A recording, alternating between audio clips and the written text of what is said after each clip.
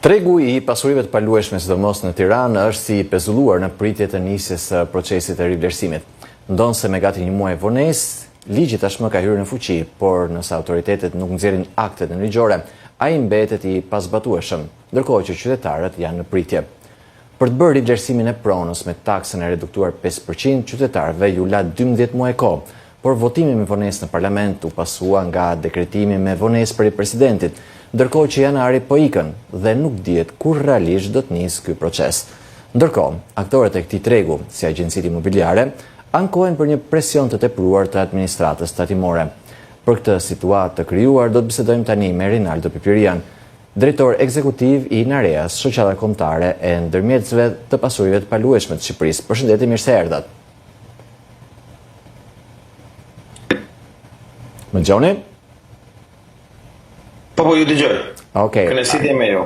Okej, gjithashtu kënaqësi edhe për ne. E nisim duke tentuar të kuptojmë mbi këtë paqartësi të krijuar sa I përket procedurave, kostove.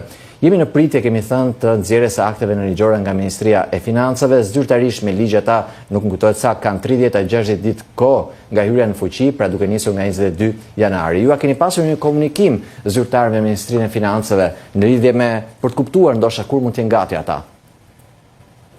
Në fakt ne kemi tentuar, kemi shkruar në mënyrë zyrtare dhe Ministrisë Financave dhe ASHK-s, dhe deri ditën e sotme nuk kemi një prononcim nga të dy institucionet se kur mund filloj procesi I rivlerësimit. Besoj që ka ngecur tek emetimi I akteve nënligjore, udhëzimit. Është e vërtetë që ka 30 ditë në dispozicion, por kjo nuk do të thotë që duhen konsumuar të 30 ditët në dispozicion nga të dy institucionet. Tashmë kemi një hyrje me vonesë të fuqi, pra duhet të jetë në 1 janar 2026, ka hyrë në fuqi në 22 janar, ndërkohë që të konsumoze 30 ditë të tjera, do të thosh atë që I ke garantuar me ligj qytetarëve për 12 muaj, je duke u ngrënë me procedura burokratike, pra I duke lënë vetëm 10 muaj në dispozicion. Për ata që nuk e kuptojnë se për çfarë po flasim, a mund ta shpjegoni pse pa këto akte nuk është I zbatueshëm ligji? Pra çfarë mbetet për tu miratuar përmes akteve nënligjore? Çfarë mbetet për tu përcaktuar? Mbetet për tu përcaktuar I gjithë procesi, si do të kryhet aplikimi, tarifat, koha për marrjen e përgjigjes, pra janë të gjithë teknikalitetet fatikisht që vendosin ligjin në funksion. Qoftë edhe kodet e ASHK-s, pra çdo teknikalitet tjetër. Edhe si çdo ligj, se nuk është ligj I parë, por si çdo ligj që del në Shqipëri dhe hyn në fuqi, duhet pajiset me akte nënligjore për të detajuar anën teknike, procesit dhe si duhet të emetohet. Edhe pa të nuk hyn dot në fuqi. Mendoj që në të njëjtën kohë ka edhe një gërsh që vjen nga mos miratimi akoma I çmimeve të referencës gjithë Shqipërisë. Sepse Ministria e Financave bëri një gabim strategjik që procesin e rivlerësimit e lidhin ngushësisht me çmimet e referencave, kështu që janë dy akte që duhet botohen dhe duhet të hyjnë në fuqi. Është vendimi I Këshillit Ministra për çmimet e referencës dhe udhëzimi për bashkëtim me Ministrinë e Financave dhe ASHK-s për pjesën e procesit të rivlerësimit. Rinaldo, por çmimet nuk mund të fillojë. Çmimet e referencës ama në Tiranë janë të përcaktuara që më herët, apo jo teknikisht a mund të nisë në Tiranë më shpejt ndoshta? Kjo ka qenë këshilla jonë dhe kërkesa jonë e rregullt nga maj 2025 se ne vijim për Ministrinë e Financave. Kemi thënë të lutem fillojë për procesin e Tiranës, sepse duhet të ecë me prioritet, sepse ky qytet, ky kryeqytet I cili mban 50-60% të gjithë transaksioneve pasurive të palueshme, gjithë tregut, atëherë pse duhet ngelet pengi gjithë pjesës tjetër? A mund ta shpjegojmë për televizionistët cilat janë hapat e një procesi të rivlerësimit? Si funksionon? Se ka shumë njerëz që pyesin kur bëhet kjo pagesa e 5%-it për shembull. Atëherë ka dy modalitete.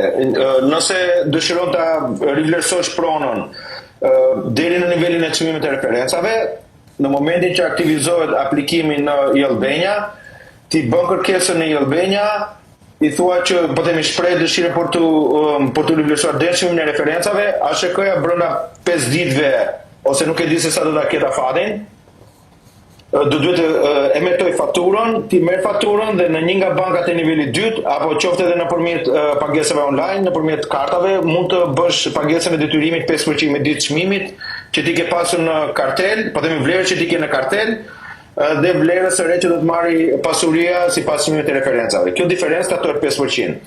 Modaliteti i dytë, nëse dëshiron ta çosh pronën në nivelin e çmimeve reale të tregut, duhet të kontraktosh një vlerësues të pasurive paluajshme, i cili përpilon një raport. Me këtë raport t'i aplikon i Albania, ASHK-ja konsulton raportin, të emeton faturën sipas vlerës reale që është në raport, sipas vlerës së tregut, dhe t'i paguan 5%. 5% midis vlerës që ti ke pasur në kartel dhe vlerës së re që do të marri bazuar në raportin e vlerësimit. Pra është pak më i gjatë, por në të njëjtën kohë është më i sigurt si proces. E kuptova. Ka disa njerëz që pyesin, po ata që nuk kanë ndërmend ta shesin, pra nuk flasin për ata që ndoshta potencialisht mund ta shesin në 2028, 2029 pronën e vet apo në të ardhmen.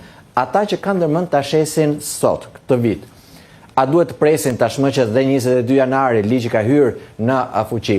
A duhet të presin që aktin e shitjes të noterit ta firmosin, le të themi, mund ta firmosin dhe tani, apo do duhet të kryhet një herë ky proces i rivlerësimit, të regjistrohet në kadastër, në kartelën e pasurisë dhe më pas të firmoset, le të themi, akti i shitjes përballë noterit. Duket sigurisht teknikalitete, po janë disa pyetje që më kanë ardhur këto ditë nga qytetarët, ndaj ju ashtroj juve për ta sqaruar.